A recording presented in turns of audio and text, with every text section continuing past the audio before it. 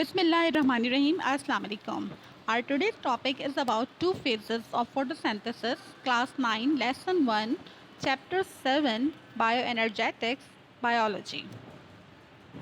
Photosynthesis. During photosynthesis, plants take in carbon dioxide and water from the air and soil. Within the plant cell, the water is oxidized, meaning it loses electrons, while the carbon dioxide is reduced, meaning it gains electrons. This transforms the water into oxygen and the carbon dioxide into glucose. The plant then releases the oxygen back into the air and stores energy within the glucose molecules. जैसा कि photosynthesis आप लोग जानते हैं कि photosynthesis में plants क्या करते हैं कि कार्बन डाइऑक्साइड एयर से एब्जॉर्ब करते हैं और वाटर को सॉइल से एब्जॉर्ब करते हैं। फिर प्लांट सेल के अंदर वाटर ऑक्सीडाइज्ड हो जाता है, यानी इसका मतलब ये है कि वाटर अपना इलेक्ट्रॉन लूज करता है।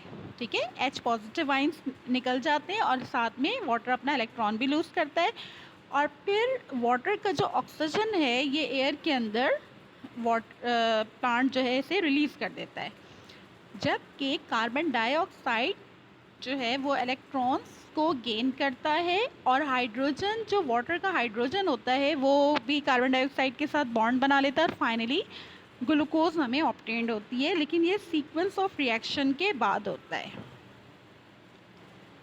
Overall equation for photosynthesis 6CO2 plus 6H2O, light energy is used and final product is C6H12O6, that is glucose plus 6O2. Chlorophyll. Inside the plant cell are small organelles called chloroplasts which store the energy of sunlight.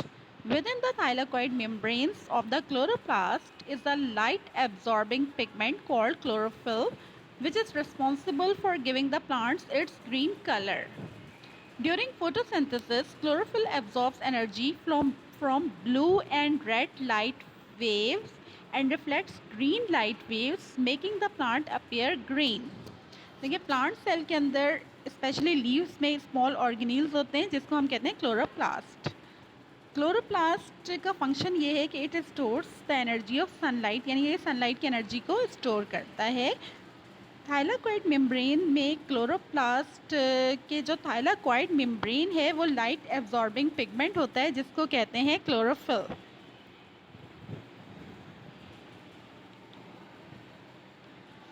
ये chlorophyll ये responsible होता है plant को green colour देने का। Photosynthesis के during photosynthesis ये chlorophyll light absorb करता है, ब्लू और रेड लाइट वेव्स को एब्जॉर्ब करता है और ग्रीन लाइट वेव्स को रिफ्लेक्ट करता है, जिसकी वजह से प्लांट जो है वो ग्रीन कलर का हमें नज़र आता है। तो अगर आपके पास रीज़न आ जाए कि वाई प्लांट अपीयर ग्रीन और why chlorophyll appear green in colour, तो आप इसका आंसर ये भी दे सकते हैं। इस स्लाइड में जो चीज़ें मौजूद हैं और फिर आप डायग्राम से भी इसको शो कर सकते हैं। ठीक है कि ये लाइट की रेड और ब्लू लाइट वेव्स को एब्जॉर्ब कर रहा है, सही है, और ग्रीन को रिफ्लेक्ट कर रहा है। Explain the relationship between chloroplast structure and function. Thylakoid membrane and stacked disc grana. Thylakoids provide a large surface area for light absorption and light dependent reactions. Chlorophyll and other pigment molecules are grouped together to form the photosystems which are embedded in the membrane along with the electron carriers. Folds in thylakoid allow photosystems and electrons carriers to be close together.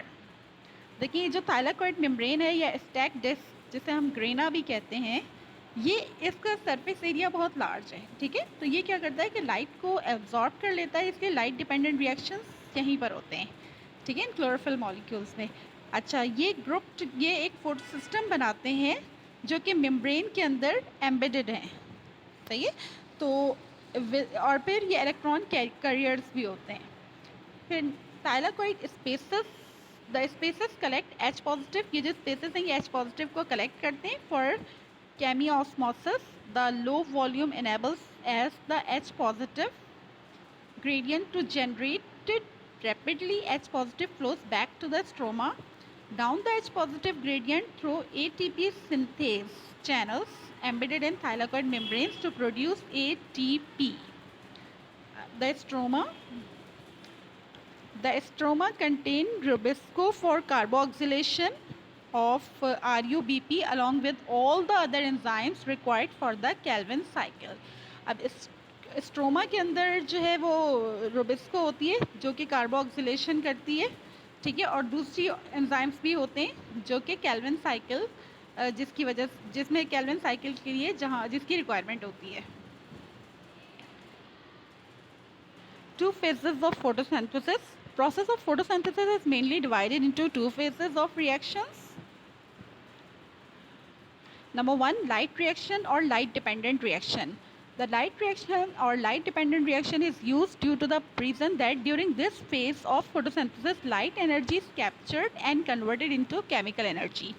Light dependent reaction या light reaction के अंदर इसलिए हम इसको कहते हैं क्योंकि इस फेज़ के अंदर फोटोसिंथेसिस के इस फेज़ के अंदर लाइट एनर्जी कैप्चर हो जाती है और वो केमिकल एनर्जी में कन्वर्ट हो जाती है. यानी कि प्लांट लाइट एनर्जी कैप्चर करके कार्बन डाइऑक्साइड और वाटर की से केमिकल एनर्जी में कन्वर्ट हो जाता है. Photolysis. Some of the light is utilized to split water into oxygen and H positive ion with electrons. This splitting of water is called photolysis. यानी light dependent reaction में photolysis का process होता है. Water का molecule H positive में break हो जाता है और ऑक्सीजन रिलीज कर देता है जो कि एटमॉस्फेयर में रिलीज हो जाती है with the release of electrons. ठीक है, स्प्लिटिंग हो जाती है, H पॉजिटिव के इलेक्ट्रॉन्स रिलीज हो जाते हैं. Building glucose, oxygen which is produced during photosynthesis is released in the environment whereas H positive ions together with carbon dioxide are used in building glucose. Oxygen जो है वो atmosphere में release हो जाती है और ये जो H पॉजिटिव है ये कार्बन डाइऑक्साइड के साथ मिलकर ग्लूकोज की बिल्डिंग करता है, यानी ये ग्लूकोज की फॉर्मेशन करता है जो कि दरअसल केमिकल एनर्जी है. Light dependent reaction. These are the light dependent reactions which take place within the thylakoid membranes and requires a steady stream of sunlight. Chlorophyll absorbs energy from the light waves which is then converted into chemical energy in the form of the molecules ATP and NADPH. देखिए light dependent reactions light के presence में होते हैं और ये thylakoid membrane में होते हैं जहाँ पर स्ट्रीम ऑफ लाइट की एब्जॉर्ब हो रहे होते हैं. क्लोरोफिल लाइट वेव्स को एब्जॉर्ब करता है और फिर केमिकल एनर्जी को ATP और NADPH की फॉर्म में ATP और NADPH फॉर्म करता है. अब इसमें देखें ये रहा लाइट डिपेंडेंट रिएक्शन, ये थाइलाकॉइड मेम्ब्रेन में होता है. ये क्या करता है कि थाइलाकॉइड मेम्ब्रेन है, वाटर में से ऑक्सीजन तो एयर में रिलीज हो गया, सही, फिर ATP और NADPH फॉर्म हुआ, यानी कि ये जो H था और इसमें ADP के अंदर फास्फोरस ऐड हुआ, ATP बन गया और NADP पॉजिटिव के अंदर H positive plus electron add हुए और ये NADPH बन गया. तो ये दोनों ये लाइट डिपेंडेंट रिएक्शन यानी कि ये लाइट के प्रेजेंस में ये रिएक्शन हुए, ये दोनों ATP और NADPH फॉर्म हुए.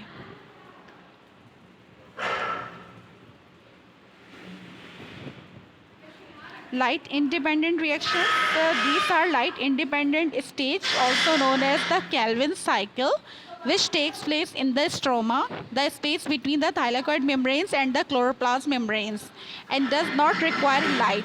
During this stage, energy from the ATP and NADPH molecules is used to assemble carbohydrate molecules like glucose from carbon dioxide. देखिए कैल्विन साइकिल जो है वो लाइट इंडिपेंडेंट रिएक्शन है और ये स्ट्रोमा में होगा, सही, ये स्ट्रोमा जो कि क्लोरोप्लास्ट और थाइलाकॉइड मेम्ब्रेन के बीच में है.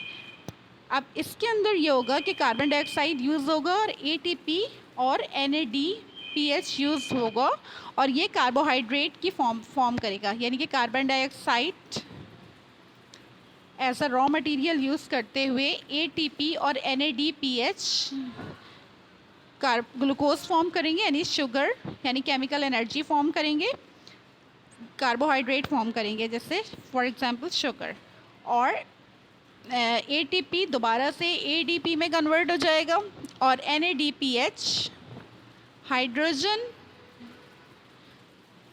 रिलीज़ करके दोबारा से NADP में कन्वर्ट हो जाएगा। Thank you very much. अल्लाह हाफ़िज़।